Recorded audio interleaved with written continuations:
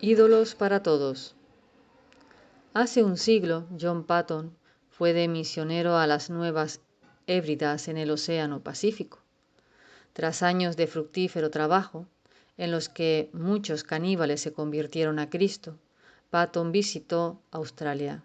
Durante su estancia allí descubrió que muchos hombres blancos habían llegado a la conclusión de que los aborígenes no estaban por encima de los animales, porque al parecer no había ninguna evidencia de que adorasen. Nadie les había visto adorar, por lo que debían de ser bestias salvajes. A partir de su experiencia, Patton estaba convencido que debían de adorar algo, por lo que se lanzó a su búsqueda. Patton descubrió que los aborígenes llevaban a todas partes pequeñas bolsas llenas de guijarros. Finalmente, consiguió convencer a un aborigen para que reconociera que aquellos guijarros no eran nada menos que sus dioses. La razón por que los habían escondido era que muchos años antes los hombres blancos se habían reído de sus dioses guijarro, y los aborígenes habían decidido que nunca más enseñarían sus ídolos al hombre blanco. Patton llevaba razón al afirmar que aquellos aborígenes no eran bestias incapaces de conocer a Dios, sino seres humanos clamando por un Dios de algún tipo. Prosiguió: tampoco creo que se llegue a encontrar jamás una tribu que, una vez interpretados correctamente su lenguaje y costumbres, no muestren su conciencia de la necesidad de un Dios y la capacidad divina de mantener relación con las fuerzas invisibles, de la que las bestias, animales, no revelan el más mínimo atisbo. Dios comenzó sus mandamientos ordenando: no tendrás dioses ajenos delante de mí, porque sabía que la humanidad iba a creer en Dios o en dioses, y que, por tanto, debían saber cuál era el Dios único y verdadero. Dios añadió después el segundo mandamiento, porque sabía que nuestro próximo paso sería decir: no podemos entender a este Dios. Es demasiado grande, demasiado vasto. Lo reduciremos a un tamaño que podamos comprender, de modo que con piedras, guijarros y árboles el hombre haría un Dios de tamaño humano. En otras palabras, Dios dio el segundo mandamiento para proteger el primero. La historia del becerro de oro en Éxodo 32 lo demuestra. El pueblo quería a Dios. Habían estado hablando con Moisés, el representante de Dios. Habían oído la voz de Dios, habían visto los truenos y relámpagos y tenían la terrible sensación de la presencia de Dios. Pero todo era demasiado para ellos. Querían un Dios que pudieran ver, sentir y tocar, un Dios que pudieran controlar. No es ninguna coincidencia que cuando Aarón derritió el oro del pueblo, saliera la figura del becerro. Éxodo 32:24. El toro Apis había sido adorado en Egipto desde los primeros tiempos como un símbolo de la fertilidad y la fuerza. Apis representaba el dios principal de Menfis, así como el dios del río Nilo y sus periódicas y vitales inundaciones. El toro era también una de las tres representaciones del faraón, junto con el león y el halcón. En Egipto, el toro Apis era un animal vivo que recibía grandes honores y adoración durante su vida, unos 18 años, al aparecer ante las multitudes.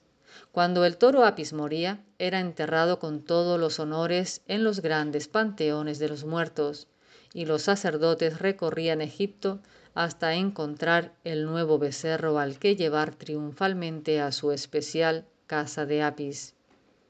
Está muy claro cuán infectado de idolatría egipcia estaba el pueblo israelita después de 400 años de esclavitud. Este deseo de visualizar a nuestro Dios es casi irreprimible. Se esconde tras la mayoría de las imágenes de María y de los santos y de las imágenes que se asocian al culto cristiano, entre comillas. Aún Moisés anhelaba ver a Dios, Éxodo 33:18, y se le dijo que se contentaran con ver algo menos que eso. Versículo 20. La idolatría convierte a la humanidad en una burla.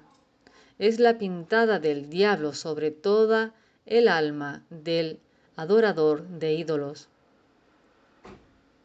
Por eso los profetas del Antiguo Testamento se reían de los ídolos de las naciones. La burla de Isaías es tan vívida que merece la pena citarla con amplitud. Los formadores de imágenes de talla, todos ellos son vanidad, y lo más precioso de ellos para nada es útil. Y ellos mismos son testigos para su confusión de que los ídolos no ven ni entienden. ¿Quién formó un dios o quién fundió una imagen que para nada es de provecho? He aquí que todos los suyos serán avergonzados, porque los artífices mismos son hombres. Todos ellos se juntarán, se presentarán, se asombrarán y serán avergonzados a una.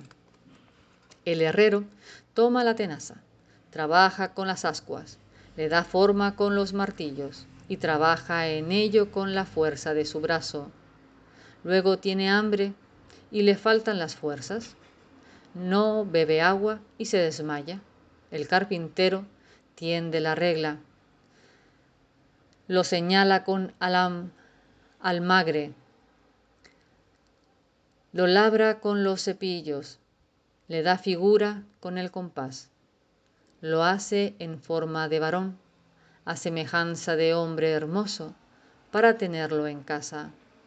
Corta cedros y toma ciprés y encimas, que crecen entre los árboles del bosque. Planta pino que se críe con la lluvia. De él se sirve luego el hombre para quemar, y toma de ellos para calentarse. Enciende también el horno y cuece panes. Hace además un dios y lo adora. Fabrica un ídolo y se arrodilla delante de él. Parte del leño quema en el fuego. Con parte de él come carne. Prepara un asado y se sacia. Después se calienta y dice: oh, me he calentado. He visto el fuego y hace del sobrante un dios, un ídolo suyo. Se postra delante de él, lo adora y le ruega diciendo: líbrame, porque mi Dios eres tú. No saben ni entienden, porque cerrados están sus ojos para no ver y su corazón para no entender. No discurre para consigo, no tiene sentido ni entendimiento para decir: parte de esto quemé en el fuego, y sobre sus brasas cocí pan. Asé carne y la comí. ¿Haré del resto de él una abominación? ¿Me postraré delante de un tronco de árbol? De ceniza se alimenta.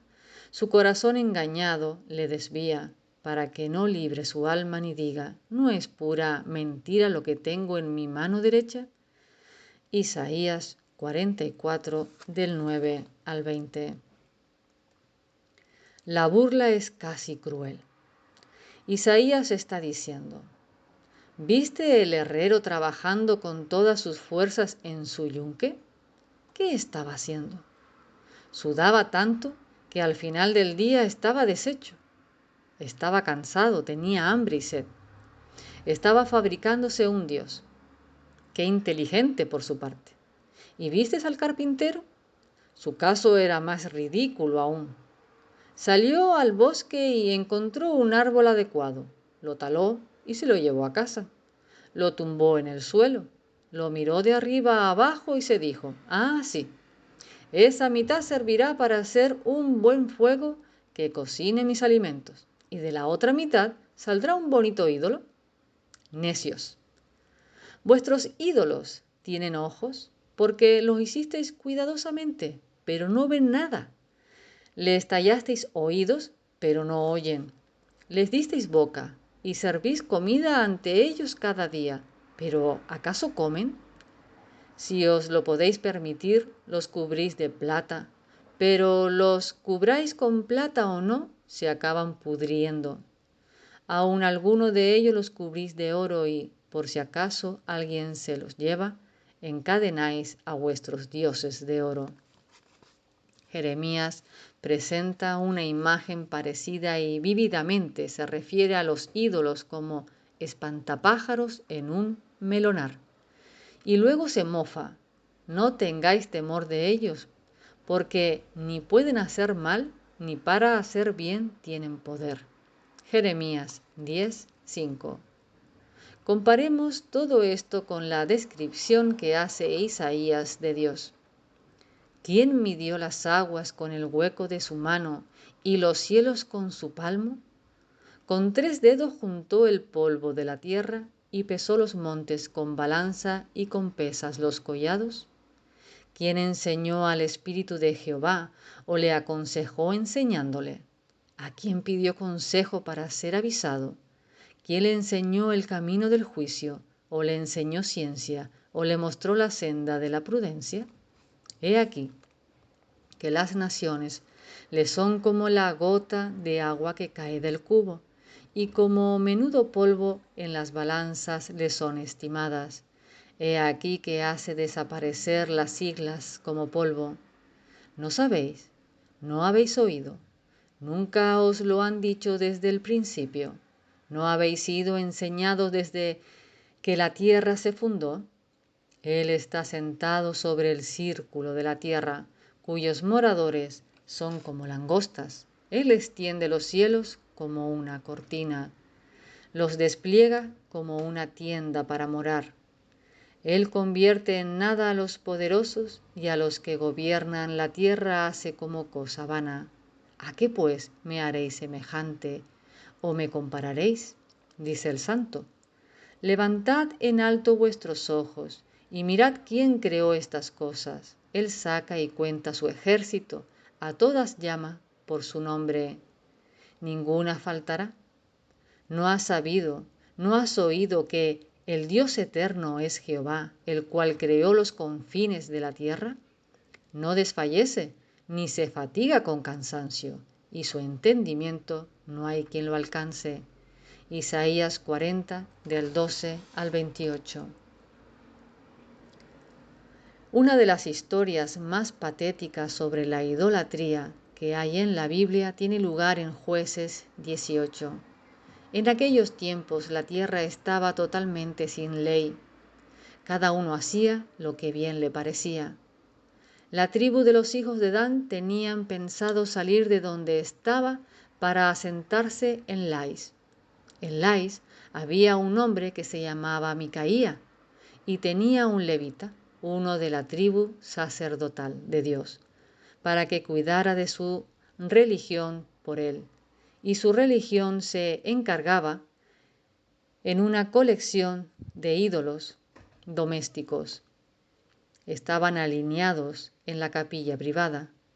Cuando llegaron los hijos de Dan, irrumpieron en la casa, robaron los mejores ídolos y se fueron llevándose al levita consigo. Micaía despertó y salió corriendo tras los 600 jinetes de Dan. Estaba muy consternado, pero los hijos de Dan se volvieron y le advirtieron: ¿qué tienes que has juntado gente? No des voces tras nosotros, no sea que los de ánimo colérico os acometan. Y Micaía respondió: tomasteis mis dioses que yo hice y al sacerdote, y os vais. ¿Qué más me queda? ¿Por qué, pues, me decís que tienes? Jueces 18, 24. Qué patético. Cuando Adán y Eva cayeron en pecado, todos los aspectos de su vida se vieron empañados y corrompidos. Como resultado, nuestra naturaleza está totalmente arruinada por el pecado. Lo mismo sucede con nuestras almas. La parte que fue creada para adorar a Dios y mantener comunión con Él. En lugar de adorar y glorificar al invisible, aunque es santo y todopoderoso, creador, la gente adora ídolos, hechos por ellos mismos. Esto es ridículo a la par que trágico. Todos los dioses de los pueblos son ídolos, dijo David en su oración al traer el arca a Jerusalén. Mas Jehová hizo los cielos. Primera de Crónicas 16, 26.